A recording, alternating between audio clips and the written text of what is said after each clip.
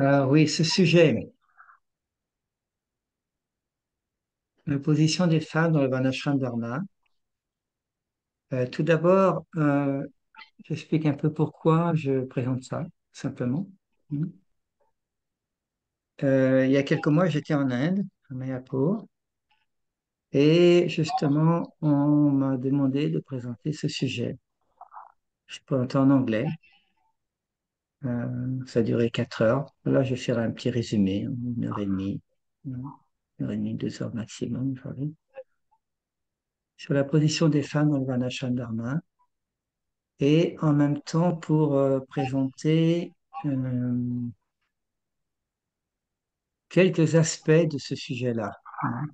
Je ne dis pas du tout que j'ai la vérité absolue, hein.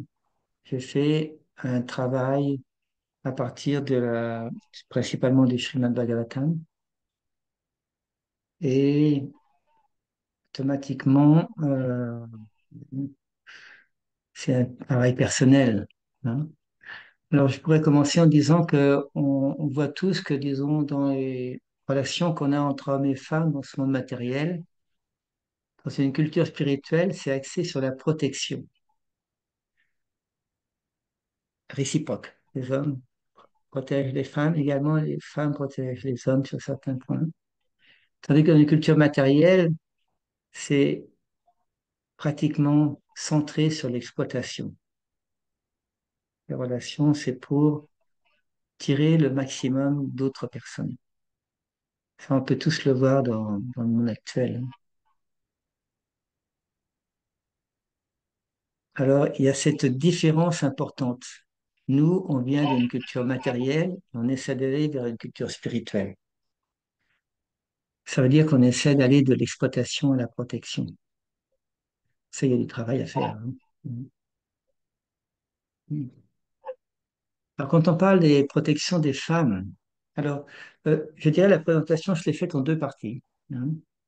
Tout d'abord, avant de parler de la position des femmes, quel est le, qu'est-ce que dit la culture védique? Qu'est-ce que dit le Bhagavatam principalement sur la relation entre hommes et femmes, l'importance de la protection des femmes?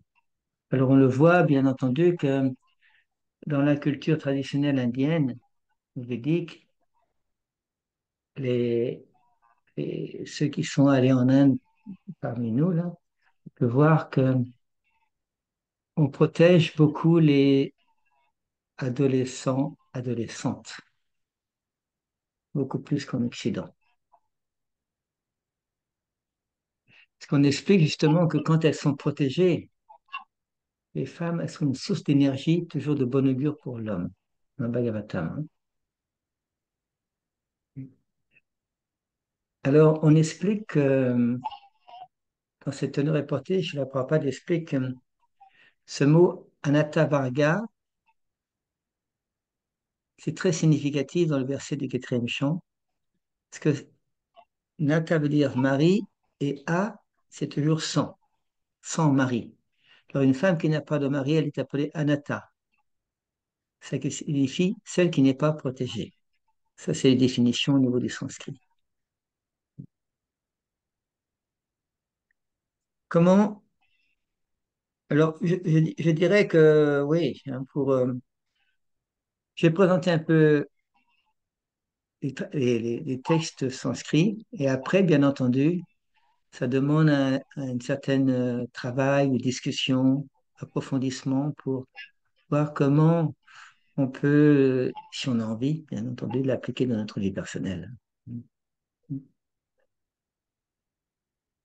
Je pense que tout le monde a entendu parler chez la papa le dit souvent, que euh, toute femme doit être toujours dépendante de quelqu'un, ses parents quand elle est jeune, de son mari quand elle est adulte, et de ses enfants quand elle est âgée. C'est dit dans la Manimo Samhita, chez la papa le reprend souvent dans le Bhagavatam. J'ai commencé comme ça, puis après, si vous voulez, il y aura, soit vous m'interrompez quand vous voulez, soit, disons, à certains moments, quand il aurait fini un sujet, on pourra discuter. Alors, si mettons toutes les femmes doivent être protégées, par conséquent, on doit sélectionner le mari. Comment on sélectionne le mari, à votre avis? Mhm. La culture védique, c'est les parents qui sélectionnent. Dans la société occidentale, c'est la personne qui sélectionne. Mhm. Bah, c'est pour ça que c'est un changement de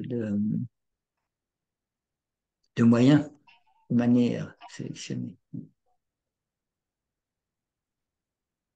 On a l'histoire très connue dans le Bhagavatam, dans le troisième chant, où Kardama Muni, qui était un sage, un muni, un yogi,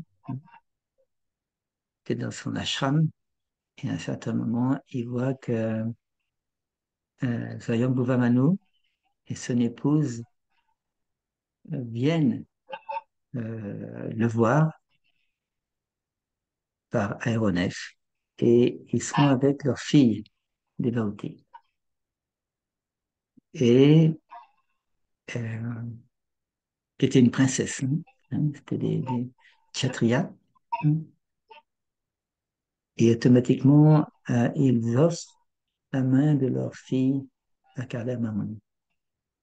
Alors, c'est les parents qui font la démarche.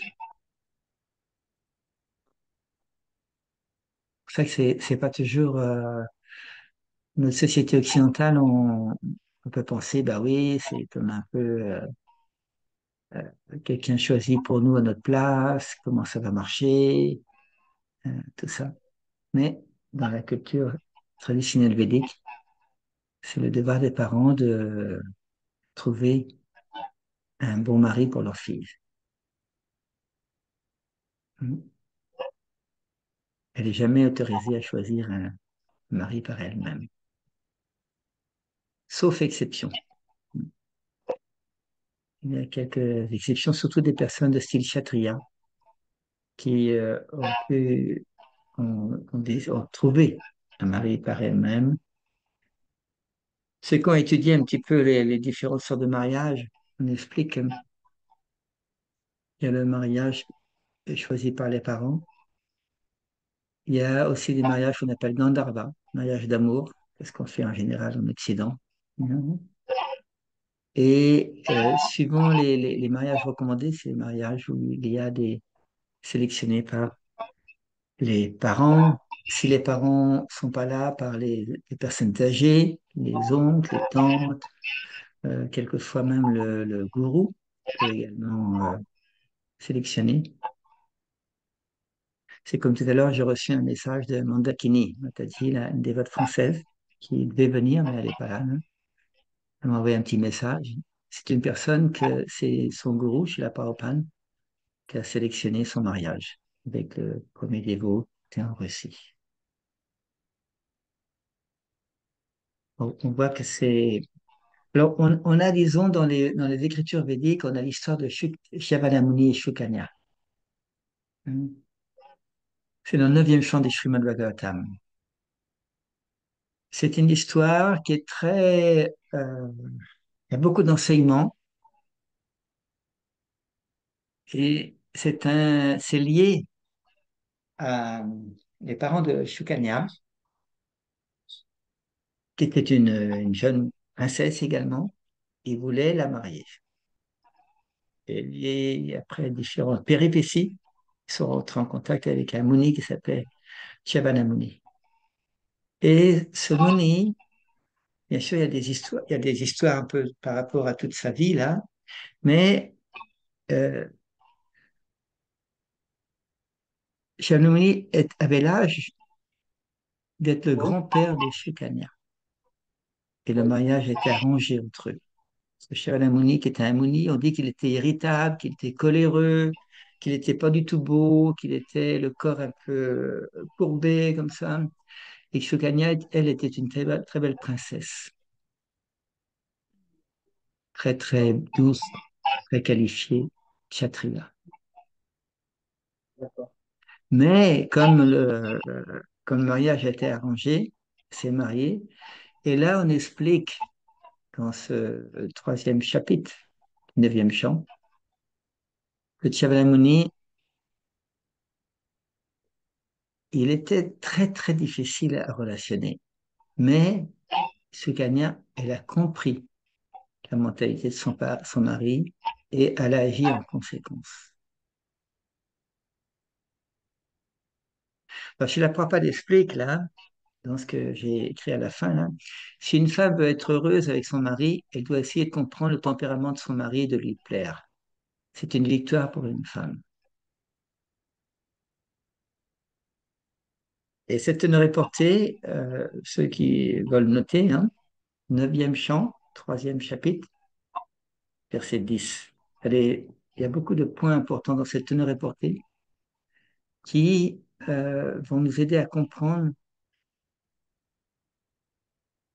quelle mentalité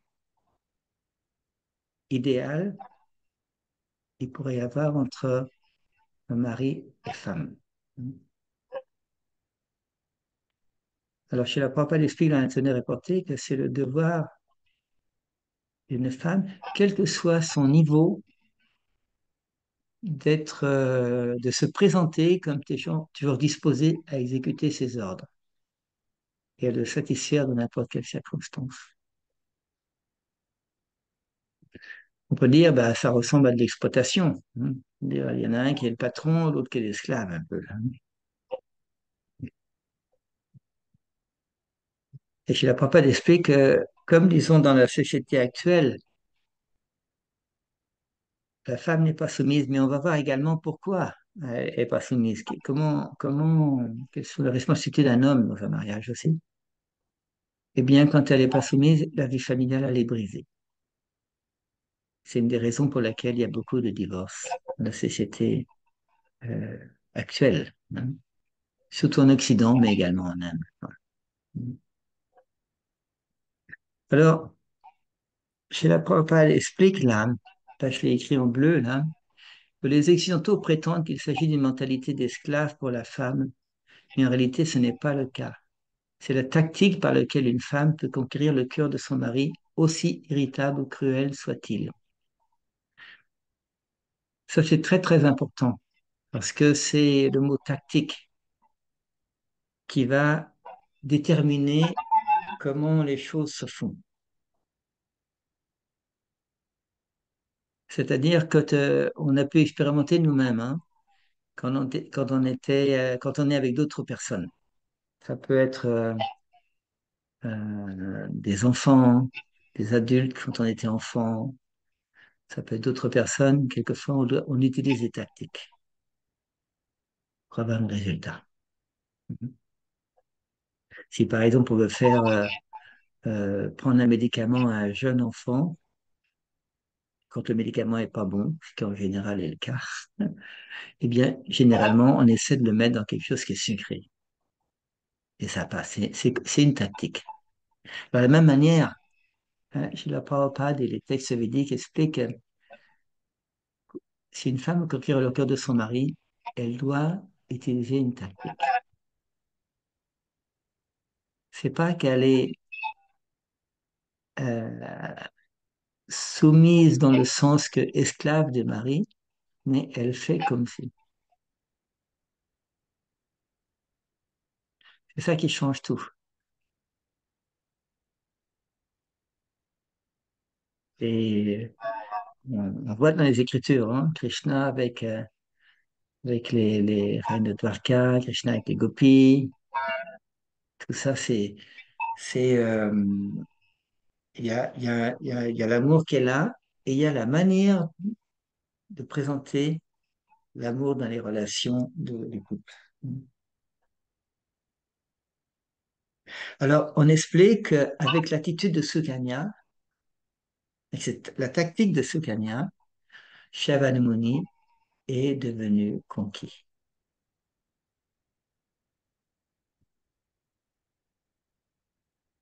C'est le point essentiel de ce chapitre 3, hein, le verset 10, là.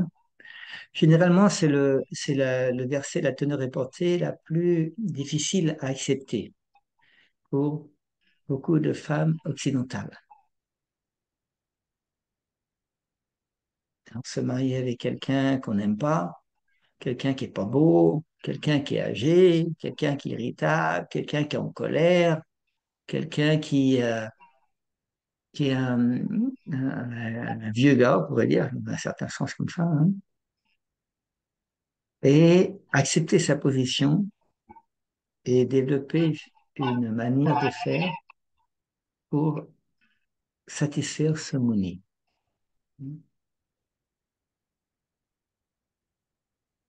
C'est une méditation, hein. On a l'histoire également de Devadahuti et Cardamone. On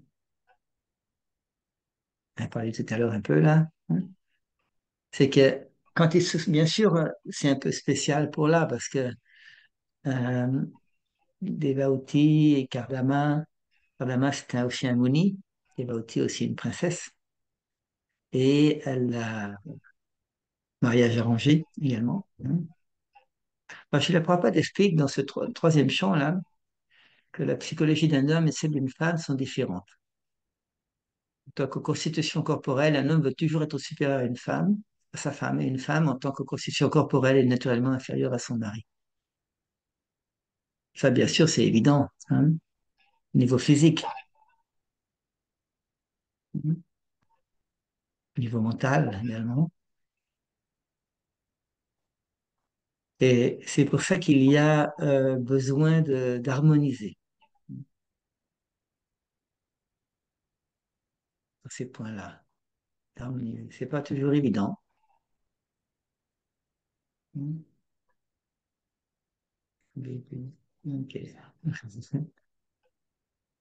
Alors, c'est-à-dire que ça nous oblige à toute l'étude des Védas, principalement du Srimad Bhagavatam, nous, nous encourage, nous présente des situations. Il y a de l'action, il y a de l'amour, il y a de la guerre, il y a des qualités, il y a des défauts, il y a des bonnes personnes, il y a des démons, il y a tout, dans le Bhagavatam. Et ça nous permet de voir comment, dans des situations délicates, difficiles, les personnes plutôt divines réagissent, les personnes plutôt démoniaques réagissent. Alors ça, c'est un point. On a également l'histoire dans le cinquième chant, là, de Priyavrata et de Barismati. Également Kshatriya. Et là, dans ce cinquième chant, on a des détails sur l'affection entre Priyavrata et Barismati. Hein. Alors, on explique que ce Maharaj Priyavrata, il aimait beaucoup sa femme, Barismati. Et comme les jours passaient, leur échange d'amour nuptial augmentait également. Et que Barismati augmentait l'énergie de Priyavrata par son comportement féminin.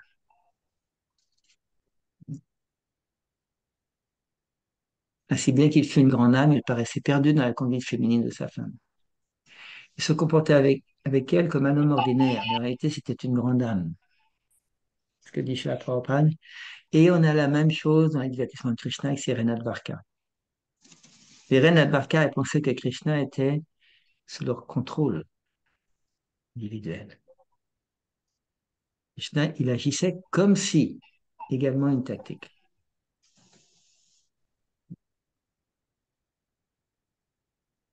Alors on voit que dans ces différents exemples du Bhagavatam,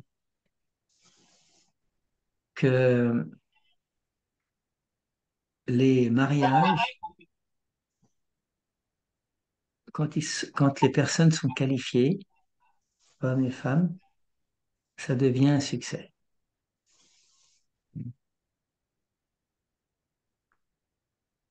Et on a ce verset de la Manu Samhita. Quand les femmes sont honorées, les dieux sont contents, et là où elles ne sont pas honorées, aucun rite sacré ne rapporte de récompense.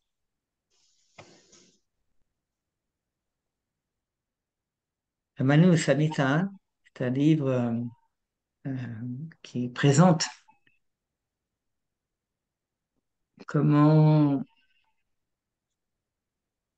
qu'est-ce que ça veut dire être un véritable être humain, homme ou femme?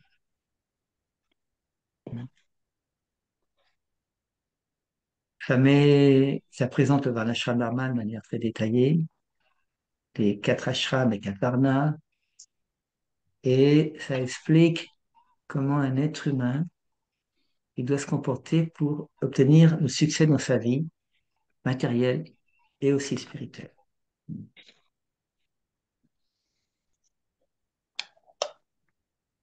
Alors, on peut se poser la question maintenant,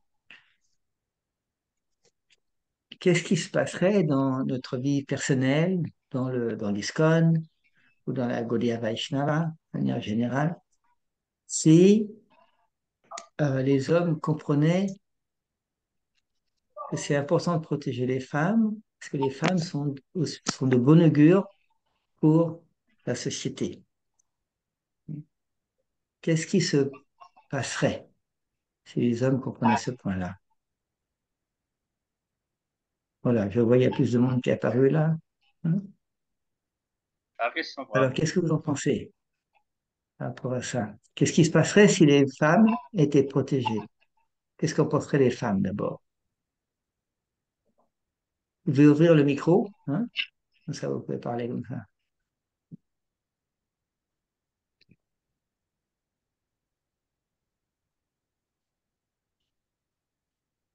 Vas-y, je sais, tu peux ouvrir ton micro et parler.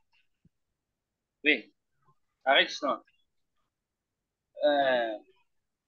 Normalement, euh, nous sommes nés à l'Occident. On n'a pas grandi avec la culture védique comme vous venez de l'enseigner, que quand l'homme marie une femme, il n'y a pas question de divorce. Ça, c'est vrai. Parce que dans d'autres cultures, il y a toujours des divorces de temps en temps. Et juste ma question est que comment peut-on savoir que, parce qu'on est obligé d'honorer une femme, mais comment on doit savoir qu'il est de bon augure? Oui, oui. Bah, c'est-à-dire que dans tout le Bhagavatam, parce que je pense que tu n'as pas lu beaucoup de choses dans le Bhagavatam, euh, toutes les trois histoires que j'ai mentionnées euh, nous montrent, en lisant toutes ces histoires, que il y a euh, une inspiration qui vient des femmes. Par exemple, quelqu'un qui n'est pas marié, quelqu'un qui a toujours été célibataire, un homme, généralement, il n'a pas une grande envie de travailler. Il travaille juste pour se maintenir. Mais quand il a une famille, quand quelqu'un, un homme est marié, il y a des enfants, euh, il faut qu'il aille travailler, même s'il n'a pas trop envie, quelquefois. Parce que c'est lui qui doit nourrir la famille. Hein. Alors, par conséquent, c'est, c'est comme une aspiration, je veux dire, au niveau matériel. Et également, ça peut jouer à d'autres niveaux que ça, plus subtils. Et par exemple, je suis à toi comme tu es du Congo, j'imagine que même si c'est pas la culture védique, comme bien sûr dans les textes comme le Bhagavatam, mais quand même que c'est plutôt les hommes qui travaillent, non? Dans ton pays, non?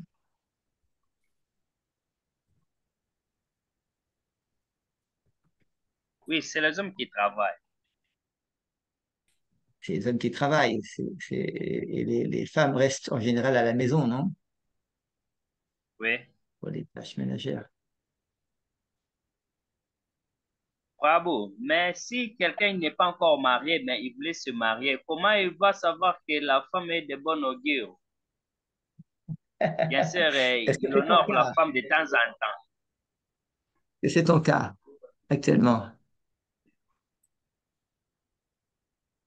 Est-ce que tu es marié? C'est trop tard. Hein? Je ne suis pas encore Ok. marié. Alors, disons, c'est pour ça que, disons, quand on envisage de se marier, tu vois, d'après ce Oui. qui est présenté dans la culture védique, ce que j'ai parlé depuis le début. C'est mieux, si c'est possible, d'avoir un mariage arrangé, arrangé par les parents, arrangé par les dévots aînés qui te connaissent, arrangé par des personnes qui t'aiment bien, qui te connaissent et qui vont essayer de trouver une personne compatible. Ouais. C'est mieux quand c'est possible.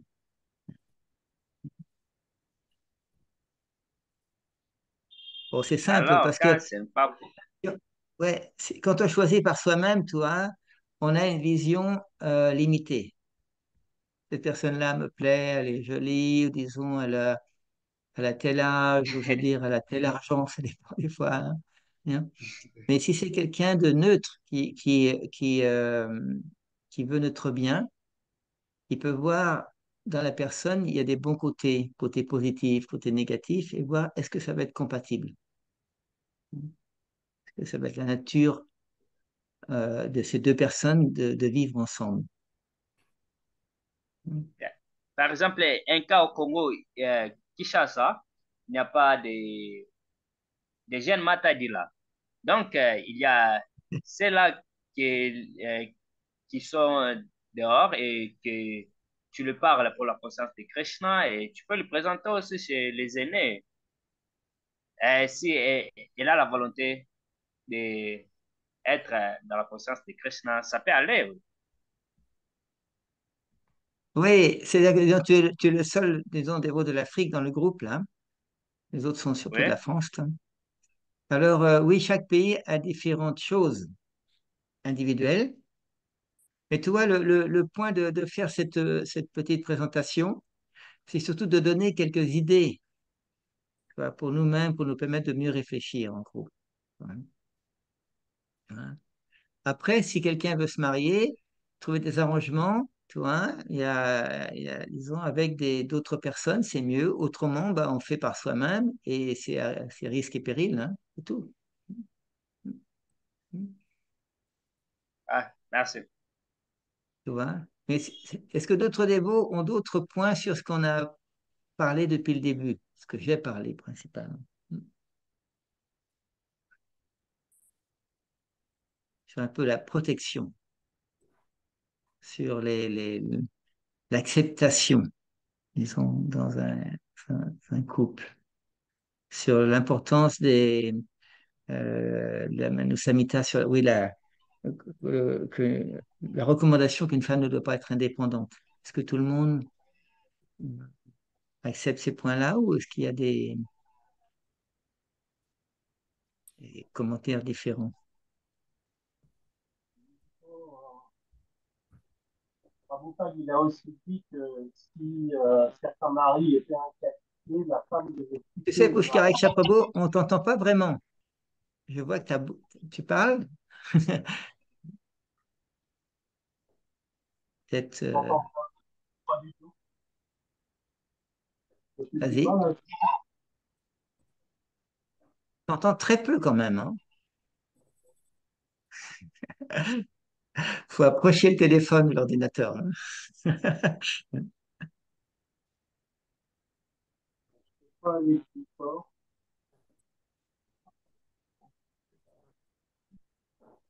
Ouais, j'entends rien du tout, moi. Est-ce que les dévots entendent? Les autres Non, dévots, ils entendent? on n'entend rien, non. On n'entend pas. Rien du tout, ouais. Je parle plus fort, ça va là ou pas du tout? Ah, là, c'est C'est mieux. mieux, là. C'est mieux, ouais. Vas-y. Euh, oui, je disais, Prabhupada, il avait aussi dit que si le mari était inqualifié, ou se révélait inqualifié, la dévote, l'épouse, était aussi en droit de quitter le mari, quoi, pour sa propre protection, justement. Il est vrai aussi que les exemples qu'on a cités, enfin que tu as cités, c'est des exemples de sages, de grands sages. Même ce sage qui était irritable, euh, qui est un peu la nature de certains sages, parce qu'ils font des austérités. Parfois, ils sont un petit peu, on dirait en anglais, edgy, c'est-à-dire ils sont un petit peu à cran à cause de leurs austérités. Donc, néanmoins, ils ont un mérite parce qu'ils ont fait ces austérités et en plus, ils sont considérés comme des munis, des sages. Bon, ils ont un but spirituel. Ils ne font pas des austérités comme des démons qui, eux, veulent acquérir des pouvoirs matériels et des richesses matérielles. Euh, donc, Le point, c'est qu'on ne s'entend pas trop, hein. je vais m'arrêter alors, je ne vais pas parler. Si je peux me permettre Anyway, une petite intervention technique, il arrive que quand on branche un haut-parleur sur un téléphone ou comment dire, un émetteur comme ça, le son est automatiquement baissé. Alors peut-être qu'il y a un haut-parleur qui est branché sur le téléphone ou sur l'ordinateur. Mieux là. on dirait que ça va mieux, oui. Oui, Vas-y. ouais, effectivement, j'avais un haut-parleur extérieur. Très bien. Merci, Je t'entends très bien Braga, là. pour cette suggestion. Oui, je disais, les exemples que tu as donnés, c'était des sages, des rishis, Oui. peut-être comme Devarishi, n'est-ce pas? Et, et donc, euh, euh, et donc les épouses, disons, faisaient bien de s'adapter à leur mari qui était de haut rang, spirituellement parlant. Euh, Alors que dans la vie matérielle, on sait aussi qu'il y a des hommes qui se comportent mal avec les femmes. Prabhupada avait dit que une épouse, une dévote, dans certains cas, évidemment, était autorisée à quitter un époux inqualifié.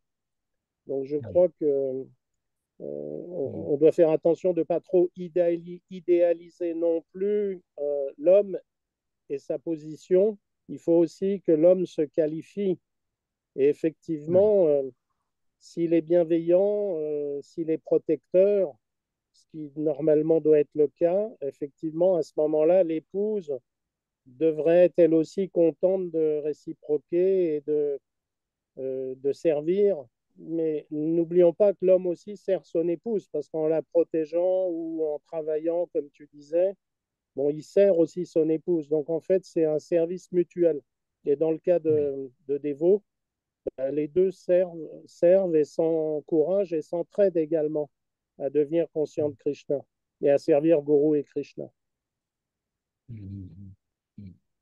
Il y a certains points que tu as parlé justement qui vont venir juste après, toi, parce que après on va voir la position de la femme par rapport à l'homme, automatiquement la position de l'homme par rapport à la femme, et qu'est-ce qui se passe si l'un des deux n'est pas qualifié.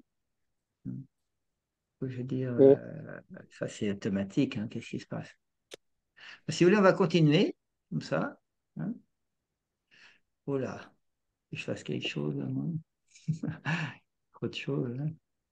Alors. Ah oui, alors les qualités, disons, présentées toujours dans le Bhagavatam. Hein. Ça veut dire, un point intéressant, c'est que j'ai fait cette présentation dans le cadre d'un programme sur le Varnashram Dharma à Mayapur et il n'y avait que des hommes qui étaient dans le programme. C'est fait exprès. C'est réservé aux hommes. Pour parler un petit peu alors de ce sujet. Alors, on voit que dans la nature des individus, eh bien, quand une femme fait montre d'une certaine timidité, ça a des conséquences très importantes pour la société. Chez le Prabhupada explique, là, ça va un petit peu rejoindre le point que disait Joshua, là. En ce qui concerne les femmes, elles sont acceptées comme une source d'inspiration pour les hommes. Ainsi, les femmes les plus puissantes sont plus puissantes que les hommes. Le puissant Jules César était contrôlé par une Cléopâtre. Ça, Srila Prabhupada l'explique directement dans une tenue reportée du Bhagavatam, hein. C'est-à-dire que l'inspiration, dans ce sens-là, les- si quelqu'un donne plus d'inspiration que l'autre, il est plus important. Et on pourrait dire qu'il est supérieur. Dans ce sens-là, on peut dire que quand une femme, elle réussit à inspirer, pas uniquement son mari, hein, ça peut être ses enfants, ça peut être ses neveux, je dirais, hein. Il y a de la place dans le monde, hein. Eh bien, ça veut dire, disons, que elle a une certaine puissance, force, et c'est contrôlé par la timidité. C'est pour ça que chez la Prabhupada explique que c'est comme un don de la nature, hein, qui est fait pour le sexe féminin. Il parle dans le Bhagavatam une fois j'étais dans une réunion chez la Prabhupada avec des hommes assez importants, et il y a une femme qui est passée, elle voulait faire le ménage, son balai. Et elle était très, très timide. Elle ne voulait pas déranger les hommes. Ils ne sont pas passés au milieu.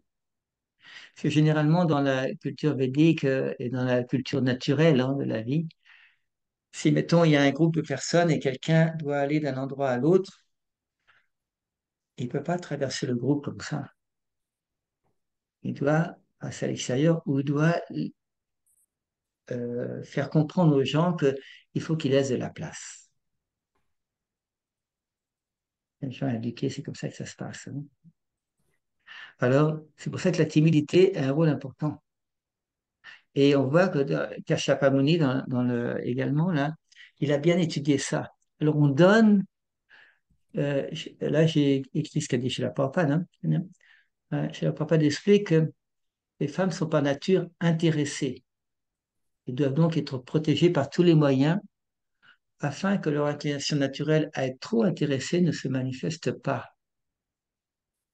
Les femmes doivent être protégées par les hommes. Alors, Srila Prabhupada explique, ça c'est la nature des femmes. Ça ne veut pas dire que c'est la nature des dévotes. C'est important de voir ce point-là. Bien entendu, quand un homme ou une femme, ils ont atteint un haut niveau de degré de conscience de Krishna, d'avancement spirituel, ces conceptions basées sur le corps, ça disparaît.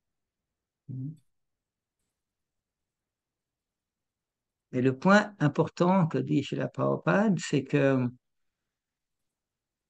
sur le corps qu'on a actuellement, eh bien, les hommes doivent considérer toutes les femmes comme des entités spirituelles dont le seul devoir est de satisfaire Krishna. Et c'est pour cela qu'elles doivent être protégées. Plus elles vont être protégées, plus elles vont pouvoir s'exprimer naturellement. Quelqu'un qui est protégé, il n'a pas de problème. Il n'a pas de souci pour chercher. On lui fournit ce qui est nécessaire.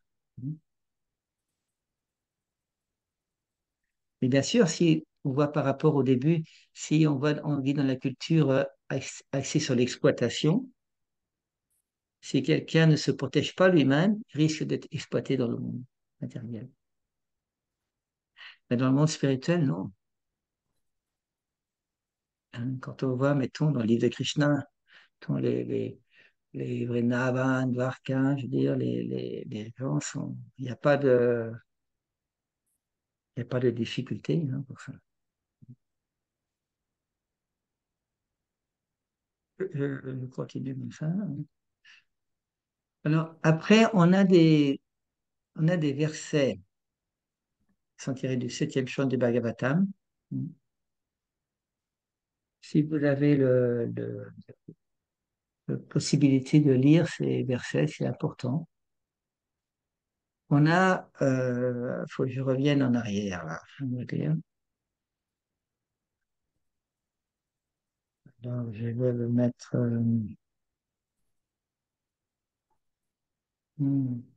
Ouais. Donc, ce que je vais faire, c'est simplement, je vais prendre le livre. On a dans le septième chant du Bhagavatam, le 11e chapitre.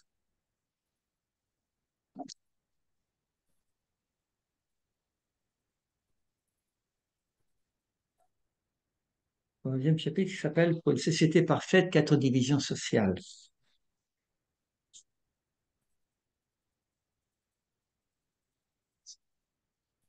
Voilà, je vais le lire là. Et là, c'est Narada Muni qui discute avec Maharaj Yudhishthira. Et dans cette discussion, on explique au verset 25, il y a quatre principes que doit observer une femme chaste. Là, c'est le deuxième et troisième principe. Et le premier, c'est ça.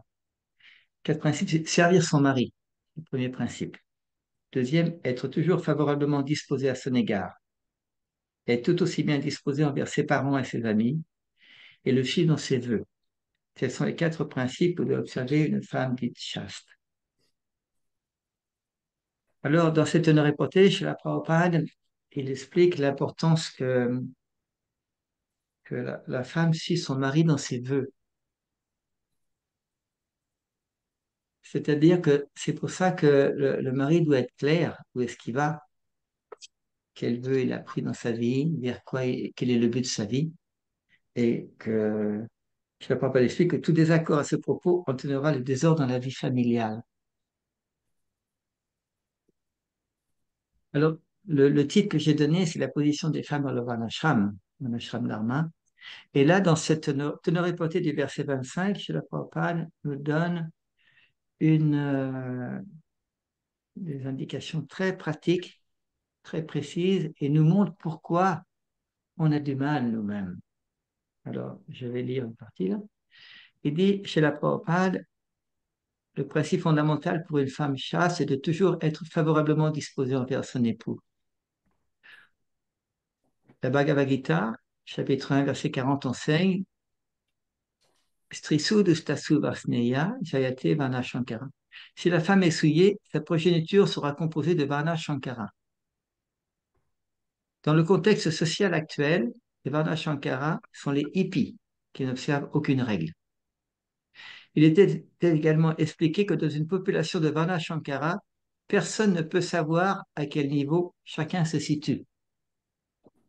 L'institution du varnashram divise d'une manière scientifique la société en quatre varnas et en quatre ashramas. Mais dans une population de varna shankara, il n'existe pas de telle distinction et il devient impossible de savoir quelle est la place de chacun. Dans une telle société, on ne peut déterminer qui est un brahmana, un kshatriya, un vaishya ou un shudra. Pour que paix et harmonie règnent dans le monde, le système du varnashram doit être instauré. Les caractéristiques des activités de chacun doivent être définies et chacun doit être instruit en conséquence. Alors le progrès spirituel sera tout naturellement possible. C'est-à-dire que sans le Varnashram Dharma,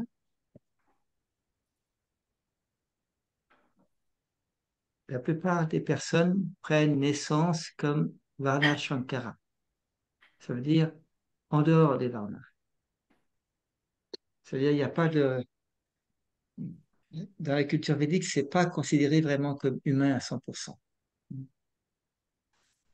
C'est pour ça que pour beaucoup d'entre nous, c'est difficile de suivre cette culture védique parce que on a pris naissance en tant que Varna Shankara.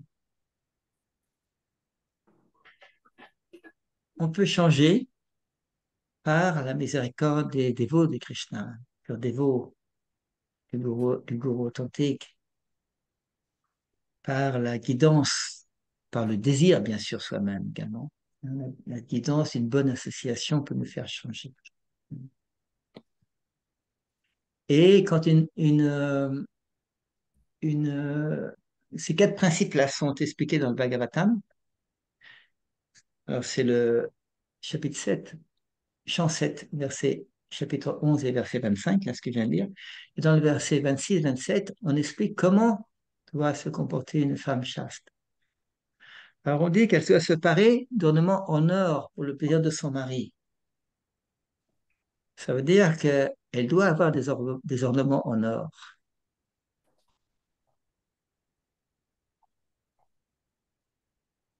elle est comme une reine, une femme chaste.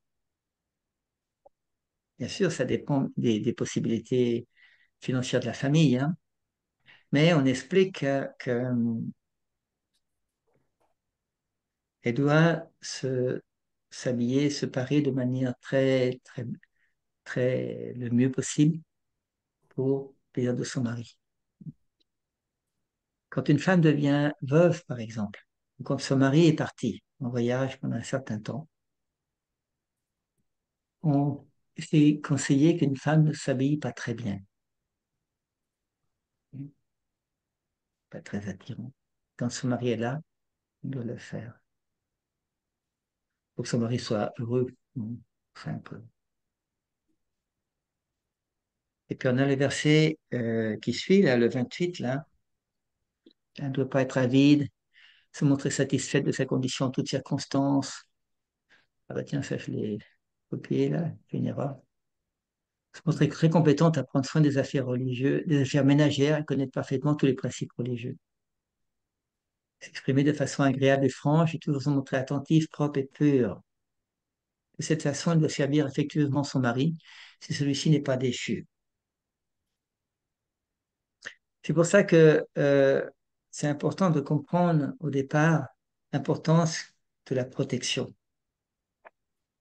Si une femme n'est pas protégée ou ne se sent pas protégée, jamais elle va faire ça.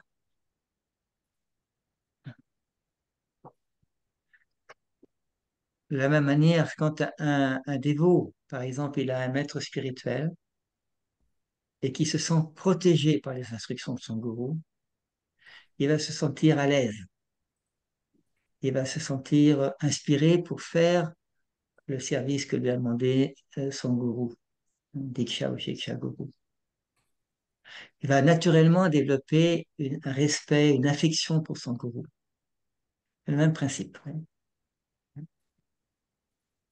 Alors, chez la Prabhupada, dans cette tonne reportée, là, du verset 28, il explique que celui qui est déchu, c'est celui qui s'adonne aux quatre péchés, hein, les sexuels illicites, intoxication, euh, consommation de chair animale et jeux de hasard. Hein. Et il explique aussi chez la Prabhupada, celui qui n'est pas une âme soumise à Dieu, la personne suprême, doit être considéré comme souillé. Oui. Ça indique que quelqu'un qui il peut suivre les quatre principes, ok, mais si il n'est pas soumis à Dieu, c'est-à-dire soumis à la parampara, eh bien, il est considéré comme souillé. C'est un point qui m'a fait réfléchir quand j'ai préparé ça, parce que c'est un niveau élevé. Et nous tous, là, dans le groupe, on est tous des dévots ou des aspirants dévots. On essaie de devenir des dévots. Ça veut dire que c'est important de comprendre, de travailler à la soumission à la parampara, à Dieu, à Krishna, bien sûr, mais par la parampara, nos gourous, nos acharyas. Dans cette tenue reportée, chez la Prabhupada explique que si quelqu'un est déchu, mettons si le mari est déchu, la femme n'est pas obligée de rester avec le mari. Et chez la Prabhupada explique de la même manière aussi. Si la femme est déchue, le mari n'est pas obligé de rester avec sa femme. Mais il mentionne chez la Prabhupada que si, pour une raison ou pour une autre, il y a une séparation dans un couple, ce n'est pas parce qu'il y a une séparation que la femme doit rechercher un autre mari. Non, non, non, non, non. Explique ces points-là. Pour répéter du verset 28. Là. Alors, à la conclusion de ce verset, oui, c'est assez simple. Hein. Si, mettons, on veut qu'un mariage marche très bien, il faut que le mari doit être un pur Vaishnav, tout simplement, et la femme une épouse chaste. Et tous les deux, alors, vivront heureux et progresseront spirituellement dans la conscience de Krishna. On en est un peu loin, en général, hein. Mais c'est ça l'idéal. Ça l'idéal.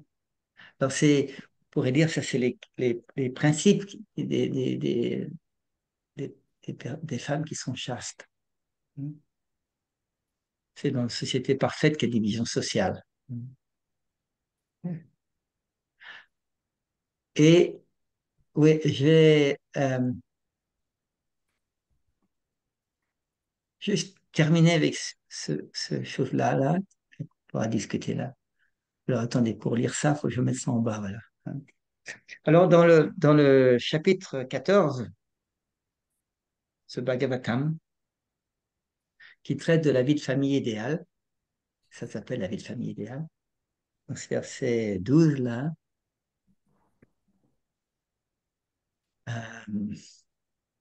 Shukadeva Goswami explique, hein, l'homme croit tellement que sa femme lui appartient qu'il envoie parfois à se tuer pour elle ou à tuer d'autres personnes, y compris ses parents, son précepteur ou son maître spirituel.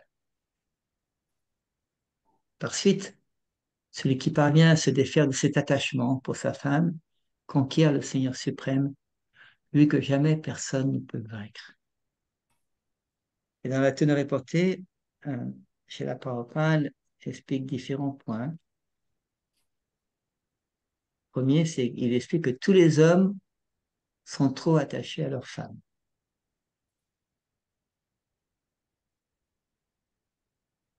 Il ne précise pas dévot ou pas dévot.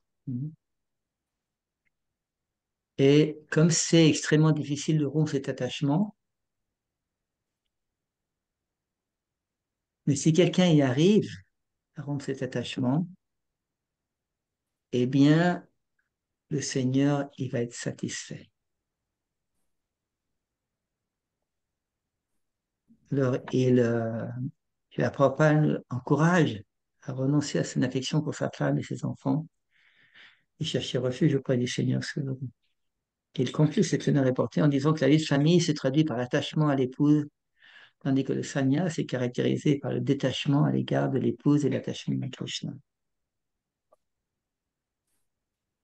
Ça veut dire qu'après avoir parlé de beaucoup de points sur la vie familiale, les quatre d'ashram, les quatre varna, dans ce septième chant des Bhagavatam, eh bien, la conclusion, c'est que l'attachement dans un couple, il est important quand on est dans une famille, mais qu'on doit arriver à diminuer cet attachement et éventuellement aller à un autre ashram que Grihastha. Là, chez la Prabhupada, disons, euh, explique le sannyas, et entre les deux, il y a Vanaprastha, justement.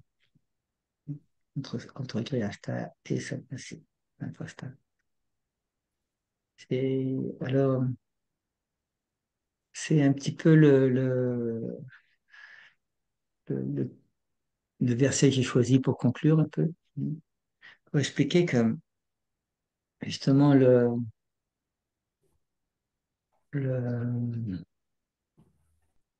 cette situation qu'on a un corps d'homme, un corps de femme, dans son matériel, dans cette vie-là, on a un corps comme ça qui est là, et euh, chaque corps a des responsabilités, et en même temps, les hommes ont des responsabilités, les femmes ont des responsabilités. Quand quelqu'un est transcendantal, au-delà des gunas, il agit au niveau de l'âme, abandonné à Krishna, automatiquement, euh, c'est transcendantal. Mais quand on n'est pas à ce niveau-là, eh bien, on a toutes les recommandations des écritures védiques. Avec des exemples, comme tu disais, Pushkaraksha, bien sûr, qui sont choisis dans le Bhagavatam, qui sont extraordinaires, exemplaires, extrêmes, on pourrait dire, hein, comme Shakyamuni et Shukanya, qui sont extrêmes. Mais en même temps, pour nous encourager, nous inspirer, et avec les teneurs hypothèses de Srila Prabhupada, euh, il nous donne des moyens pour petit à petit comprendre ces sujets-là et les appliquer dans notre vie.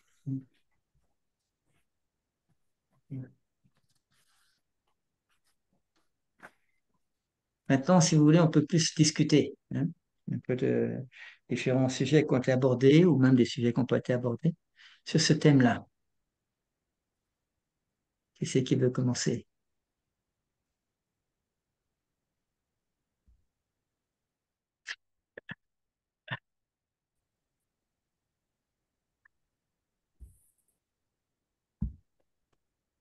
Vas-y, Krishna Bhakti, voilà, tu as le micro qui est ouvert. Euh, j'ai trouvé très, très important ce que il disait par rapport au fait d'être souillé si on n'est pas abandonné à Krishna. Bon, c'est un mot qui est un peu fort dans un sens, mais quand on voit les 26 qualités Vaishnav, on nous dit aussi que finalement, si on n'est pas abandonné à Krishna, ils n'ont pas tellement de valeur. C'est que ça peut être même comme des décorations sur un corps mort, non? C'est ça? Oui. Donc, on peut dire effectivement dans ce cas-là que si on n'est pas abandonné à Krishna, on peut avoir toutes les belles qualités que finalement ça ne sert pas à grand-chose. Ça ne nous empêchera pas de reprendre naissance et de s'identifier à ce monde matériel et à ce corps, etc. Donc,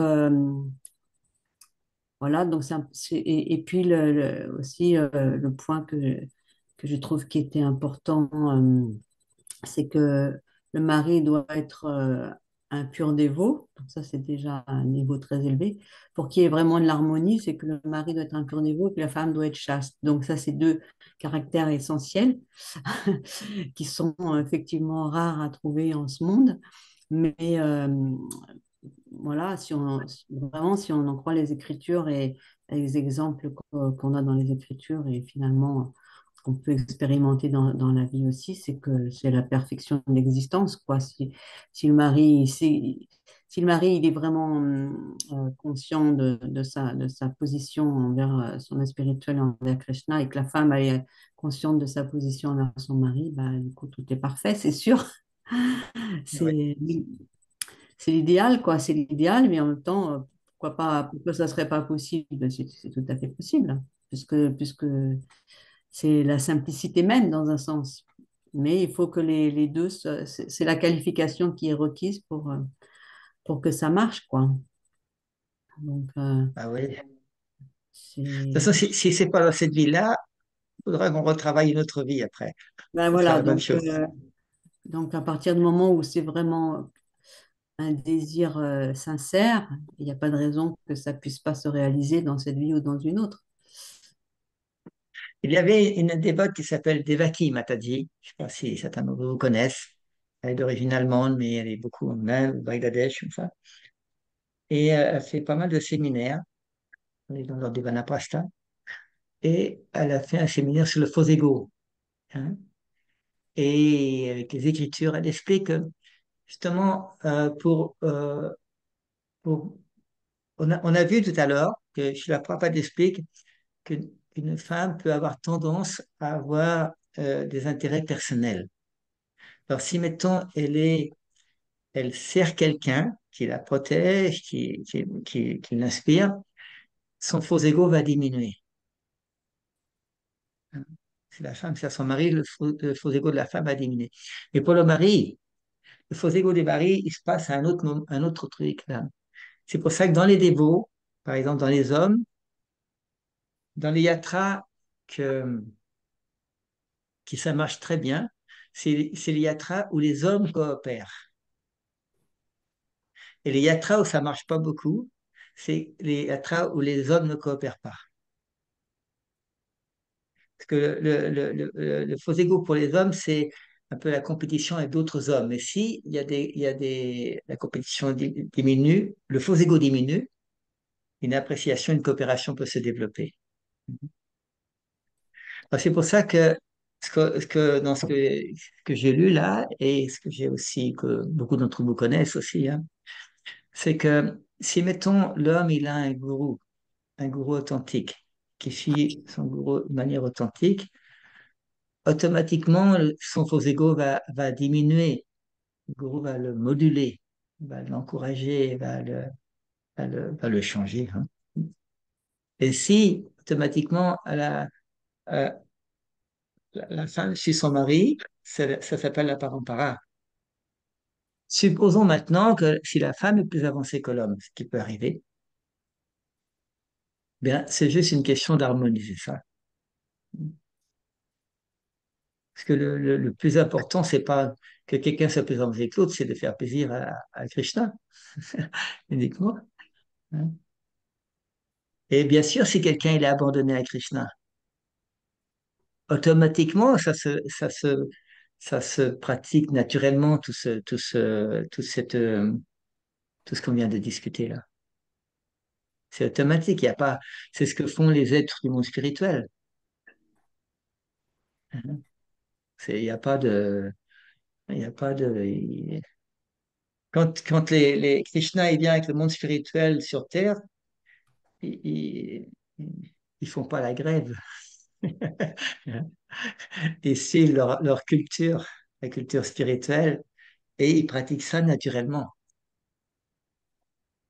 Nous, on est dans une prison, hein. C'est-à-dire, le monde matériel, c'est une prison. Alors, c'est normal on ait du mal à, à suivre tout ça.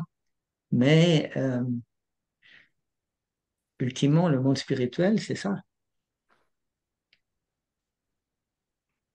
Ça veut dire que ça fait réfléchir à, quelle est notre nature, quelle est notre guidance, qu'est-ce qu'on veut dans la vie, où est-ce qu'on en est, à quel niveau on en est, où est-ce qu'on veut aller, est-ce qu'on est prêt à changer notre vie pour suivre le système de Krishna.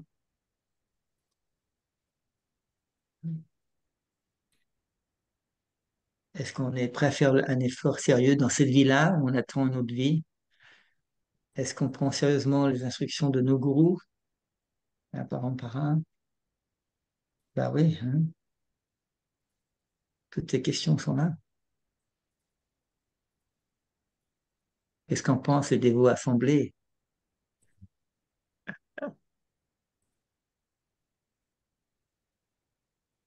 On voit les couples sacrés comme Sitaram, Lakshminarayan, Shiva Parvati. Il y a toujours cette harmonie qui est là parce que la femme, c'est la Shakti de l'homme. C'est Oui, l'énergie féminine et la Shakti de l'énergie masculine, donc sont complémentaires en fait. Donc la notion de supérieur, inférieur, c'est pas tellement des mots qui sont justes dans un sens, c'est une complémentarité. Après, c'est une force qui est différente, quoi. Il y a une force qui est plus manifestée, l'autre qui est plus interne et plus moins peut-être manifestée extérieurement, mais qui est nécessaire aussi à l'homme. Donc, cette complémentarité, elle est parfaite. C'est l'exemple du couple divin aussi, Radha-Krishna, à l'origine, puisque toutes ces énergies masculines et féminines dépendent à l'origine du couple originel. Donc, c'est juste quand cette réalisation, elle se fait par la pratique et la miséricorde du maître spirituel de Krishna, etc. Automatiquement, ça devient quelque chose de naturel, de très puissant, quoi. C'est très puissant parce que si Prabhupada, pourquoi quand il a créé, enfin, quand il a démarré des nouveaux temples, il envoyait des couples. C'était des couples qui étaient à l'origine des nouveaux temples, qui étaient pourtant pas des couples qui étaient très mûrs, très qualifiés, mais en même temps, Prabhupada, il voyait bien qu'ils avaient un potentiel et puis il les encourageait à développer parce que c'était ça qui allait montrer l'exemple, c'était l'exemple qui a attiré d'autres personnes aussi. oui, Alors, voilà, je pense que c'est important de resituer la femme dans sa position aussi, parce que souvent on a entendu dire que les femmes, elles étaient mal considérées, qu'elles étaient parce qu'elles étaient inférieures ou qu'elles manquaient d'intelligence et toutes ces choses-là. Ça a fait fuir beaucoup de personnes de la conscience de Krishna parce ils ont pensé que c'était une philosophie très patriarcale et qui manquait de respect envers les femmes, ce qui est complètement faux. À l'origine, c'est pas du tout ça, quoi. Prabhupada, il a jamais dit des choses comme ça, quoi. Même si quelquefois ça peut être mal interprété parce qu'il y avait une virgule mal placée ou voilà, quelque chose qui a été mal dit, mal traduit peut-être, mais en réalité, Prabhupada n'a jamais pensé une chose pareille. Au contraire, il avait beaucoup d'affection pour ses filles, pour les femmes, autant que pour les hommes. Il y a pas de... Donc, on ne voit pas pourquoi il aurait dit une chose pareille. Et comme tu disais, faut faire une différence entre une femme et une dévote, parce que une femme peut avoir par nature des attachements matériels, peut-être plus, soi-disant, mais une fois qu'elle est rentrée sur la voie de la bhakti, c'est plus une femme ordinaire, quoi. À ce moment-là, elle développe dans sa vie spirituelle quotidienne des qualités Vaishnav, ça n'a rien à voir. Une Vaishnavi et une femme du monde, c'est deux choses complètement différentes, quoi. Mm. Et pour un homme, c'est pareil, hein, pour un homme aussi. Donc, Mm. voilà, faut pas, enfin, voilà, faut enlever toutes ces conceptions erronées qui sont maintenant un peu archaïques, quoi, que la femme, elle est là pour faire tomber l'homme. C'est une vision matérielle, Mm. quoi. C'est une vision complètement matérielle. Maintenant, si la femme, elle est encore plein de qualités matérialistes et qu'elle a pas progressé, qu'elle n'a pas évolué spirituellement, bah oui, elle peut être effectivement un danger, mais c'est pareil pour l'homme. Donc, voilà, c'est de pair, hein, c'est une histoire de coopération. Comme tu dis, c'est vraiment une histoire de coopération. Dans la vie de famille, on voit, hein, si tout le monde coopère, c'est parfait, quoi. La famille, elle peut progresser, mais s'il suffit qu'il y en ait un qui mette les bâtons dans les roues et puis, ça marche pas. Et ben, c'est pareil dans la société, et dans la société Vaishnava aussi, hein. C'est à partir du moment où on coopère, il ne faut pas débouler ça, hein. Vous montrerez votre amour pour moi en montrant comment vous pouvez coopérer. Si on peut coopérer ensemble, eh ben, moi j'ai entendu la première fois que je suis allée à Nouvelle-Mayapur, à un festival d'apparition de Srila Prabhupada, via sa de Prabhupada, il y avait un dévot qui disait si 100 personnes arrivent à coopérer, euh, si deux personnes arrivent à coopérer, elles peuvent faire le travail de 100 personnes. Mais si 100 personnes n'arrivent pas à coopérer, elles ne peuvent même pas faire le travail de deux personnes. Je disais comme ça, je trouvais ça très, très intéressant. Comme voilà, le principe de la coopération, ça multiplie les capacités de chacun, en fait. Ça les développe, et ça peut devenir incroyable. Donc, si tout le monde, si tous les dévots arrivent à coopérer ensemble, ben, c'est sûr que la marée d'extase de Mahaprabhu, elle va se répandre partout sur toute la planète, quoi. Ouais. Comme on dit en Inde, work in progress. Voilà, c'est ça. On est sur la voie, on travaille. Sous la douche, on est sous la douche. Hein. Voilà. Est-ce qu'il y a d'autres dévots qui veulent partager leurs réalisations sur ce thème-là? Oui, alors Quand des gens justement, Vas-y. oui, je voulais un peu rebondir sur la virgule mal placée. Et moi, j'ai milité assez souvent sur ce verset, là, le 932, là, Mami partai vyapashritra yepishu papayanaya, striyovashyastata sudara tepiyanti param gatim.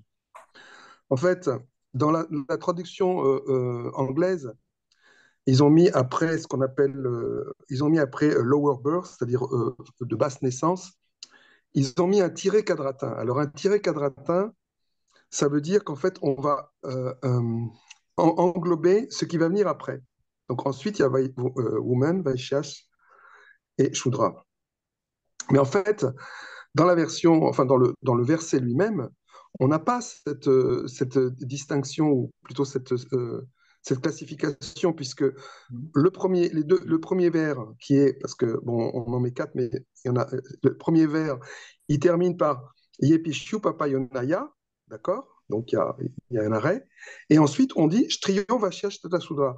Ça signifie que on a toujours fait croire que la femme était de basse naissance, alors que c'est pas de ça dont il s'agit.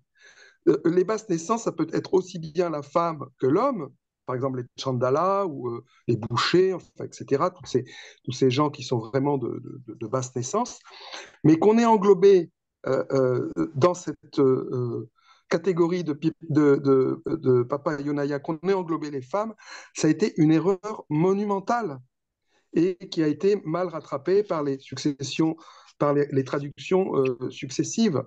Donc il faut vraiment faire comprendre cela, c'est que la femme, par définition, n'est pas euh, classifiée automatiquement comme de basse naissance.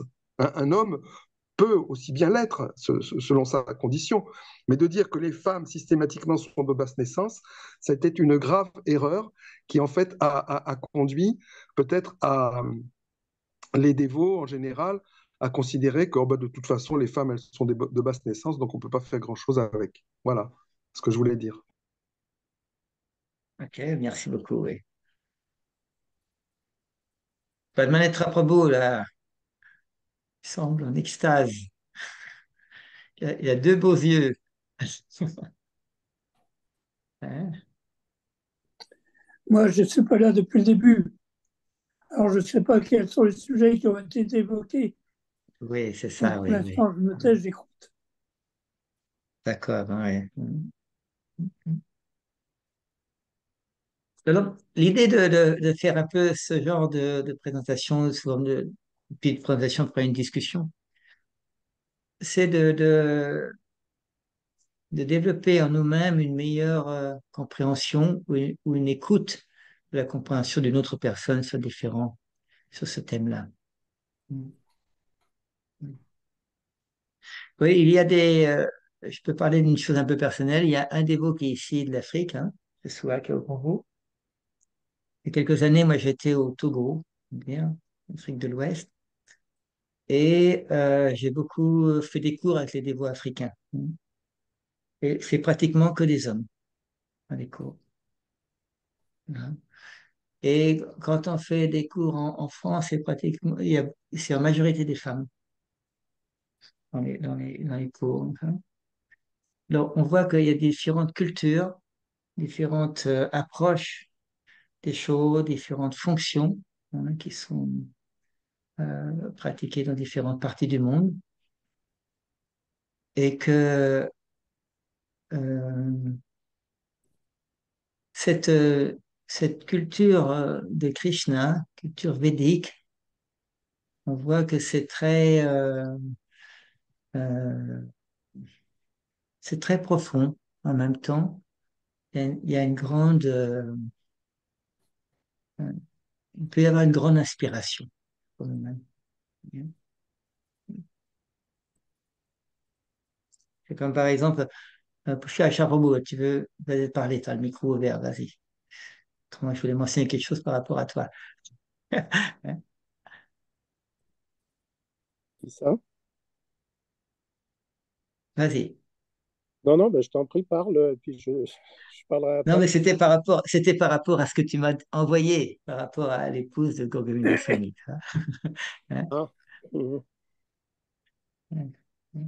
Il y a quelques semaines, je pense maintenant, hein, le- mhm. la- l'ancienne épouse de Gorgomina Sami a quitté son corps à un âge déjà très avancé hein, dans l'Orissa.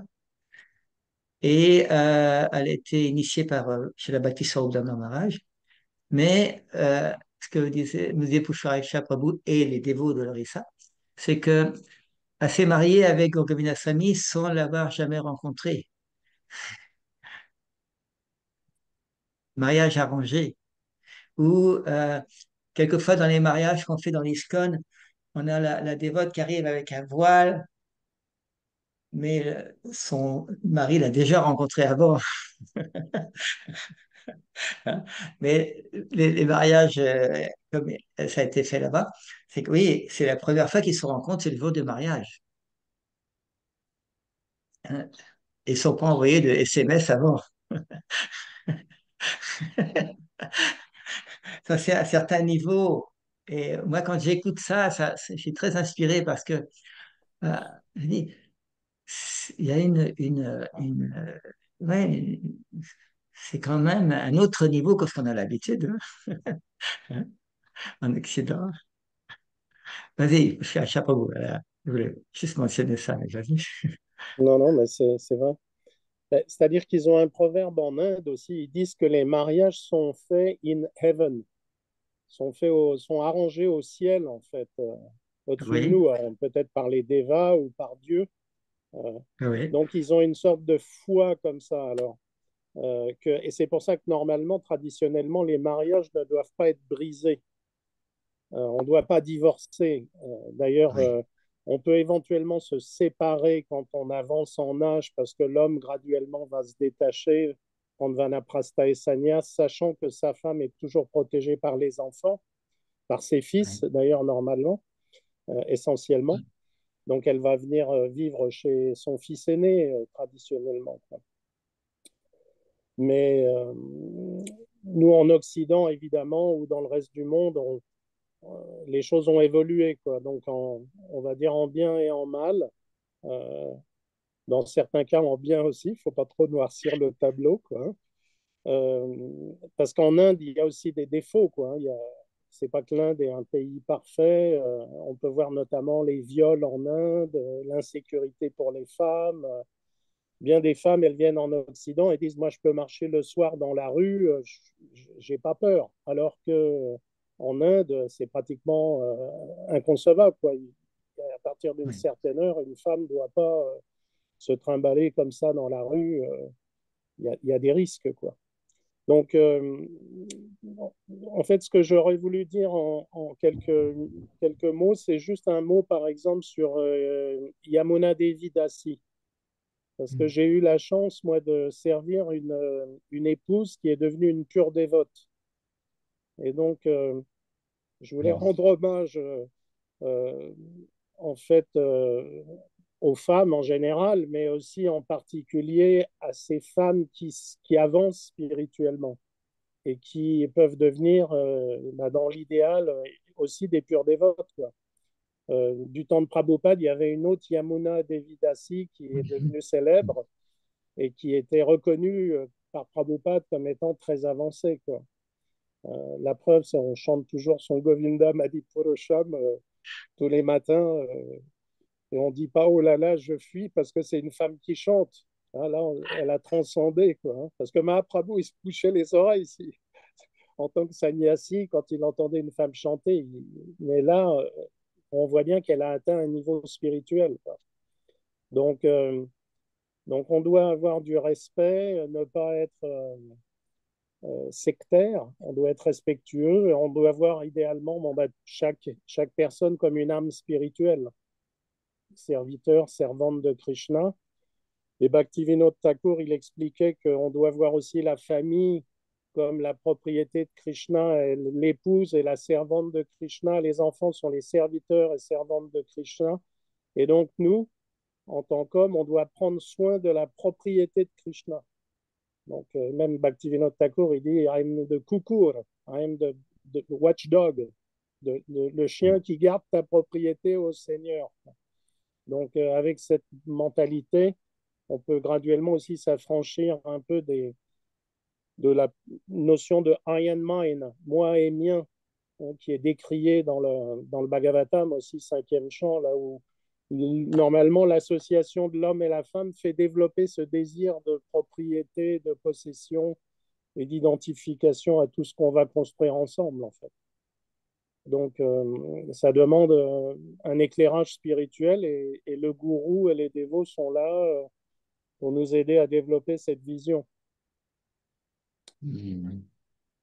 Mm. Merci, hein. Pour ceux qui connaissent pas trop Pushkar Chaprabhu, des dépôts d'Afrique, hein, sa femme s'appelait Yamuna Devidasi, et la possibilité d'avoir beaucoup d'associations, bien sûr, hein. Et je pense que les derniers moments étaient très, très inspirants pour toi. Oui, oui, oui, très inspirant, très éprouvant aussi, évidemment, parce que c'est Oui. émotionnellement très intense. Euh, pour retracer rapidement, Yamuna est devenue malade, en fait. Elle a eu un cancer. Donc, il y a eu toute une période sur pratiquement 2 ans où son cancer a évolué au point où à la fin, elle avait une petite clochette. Elle, elle sonnait sa clochette toutes les heures pratiquement pour que je la masse parce qu'elle avait Mhm. beaucoup de douleurs osseuses, quoi. Le cancer se répand, après ça atteint les os, quoi.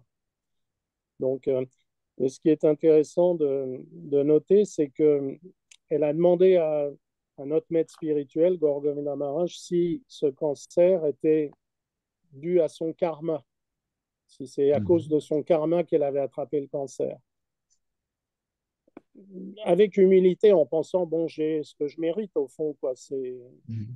J'ai un cancer parce que j'ai fait des activités pécheresses, j'ai une punition par la loi du karma. Et Gorgovina Maharaj lui a dit non, non, non, pas du tout. Tu as été initié, il n'est plus question de karma. Mhm. Il lui a dit, tu dois avoir pleine foi en mes paroles.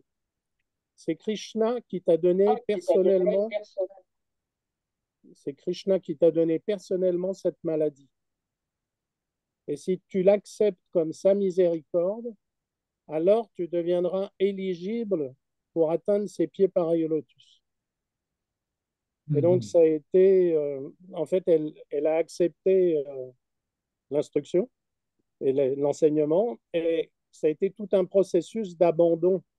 Et donc, c'est Mhm. vraiment, elle a réalisé que c'était une miséricorde, parce que grâce à cette miséricorde et ce processus d'abandon, parce que la maladie, c'est l'avantage de la maladie, entre guillemets, c'est qu'elle Mhm. nous donne un temps pour nous préparer, puisque it's like a warning, on a un signal d'alarme, maladie peut entraîner la mort. Et dans le cas d'un cancer, on sait que ça peut être le cas. Et donc, elle s'est préparée, elle s'est abandonnée graduellement, graduellement. Et donc, en cours de route, elle a eu toutes les bénédictions, quoi. Prabhupada lui a apparu, Krishna lui a apparu personnellement à 2 reprises. Elle a eu le darshan de Krishna. Et puis, elle a eu des réalisations telles qu'elle a eu la vision du monde spirituel où elle allait. Gorgovina Maharaj a commenté, you see, elle a vu où elle allait, c'est-à-dire elle avait vu. Elle avait vu le monde spirituel, Radharani, les gopis, etc.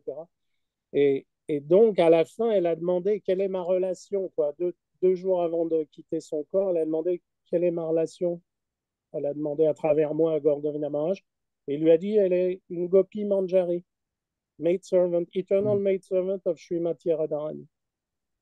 Et au moment de sa mort, Krishna a fait les arrangements pour que sa mère, qui était avec nous pendant quelque temps pour assister, enfin aider, et son père est venu de Madagascar. Il est arrivé ce jour-là, le jour même. Et donc, ils étaient Mhm. chacun de part et d'autre du lit, avec moi en face. Donc, on était 3. Et à Mhm. chaque respiration, Yamuna a prononcé le nom de Krishna. Krishna, Mhm. Krishna. Et elle est partie Mhm. comme ça avec le nom de Krishna sur les lèvres. Et Gorgovina Maharaj a dit, ah oui, elle est retournée directement au monde spirituel. Et en fait, donc, à travers toute cette épreuve, toute cette maladie, j'ai eu le privilège de la servir Mhm. essentiellement. Mais elle m'a montré un exemple d'une valeur sans pareil, quoi, de l'abandon et de quelqu'un qui devient le pur dévote, quoi. Mhm. Donc, l'association d'un pur dévot ou d'une pure dévote, c'est ce qu'il y a de plus précieux, quoi. Et, et donc, on ne doit pas sous-estimer le potentiel de la conscience de Krishna, quoi. C'est très puissant, avec bien sûr la grâce d'un gourou authentique qui nous donne sa miséricorde et qui permet tout ça. Mais c'est un processus qui marche.